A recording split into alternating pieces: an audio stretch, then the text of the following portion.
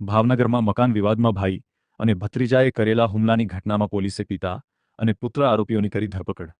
ભાવનગરના વડવા વિસ્તારમાં આવેલા મકાનની બાતે થયેલી તકરારમાં ભાઈ પર જીવલેણ હુમલો કરનાર બંને આરોપીઓને પોલીસે ઝડપી લીધા છે।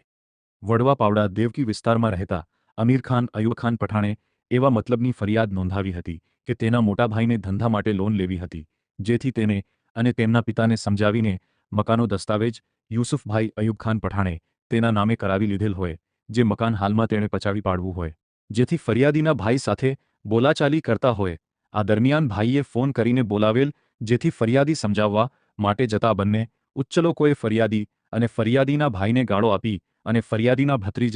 ભત્રીજા અયાન ખાને છરી વડે ફરિયાદી ઉપર હુમલો કરતા ગંભીર ઈજા પહોંચી હતી, જેથી પી હોસ્પિટલમાં CICU વોર્ડમાં દાખલ કરેલ હોય, જેથી યુસુફ ખાન અયુબ ખાન પઠાણ અને ભત્રીજા અયાન ખાન યુસુફ ખાન પઠાણ સામે નીલમબાગ પોલીસ સ્ટેશનમાં ફરિયાદ નોંધાવતા પોલીસે યુસુફ ખાન અયુબ ખાન પઠાણ અને ભત્રીજા અયાન ખાન યુસુફ ખાન પઠાણ નામના આરોપીને ઝડપી લઈને આગળની કાર્યવાહી હાથ ધરી હતી।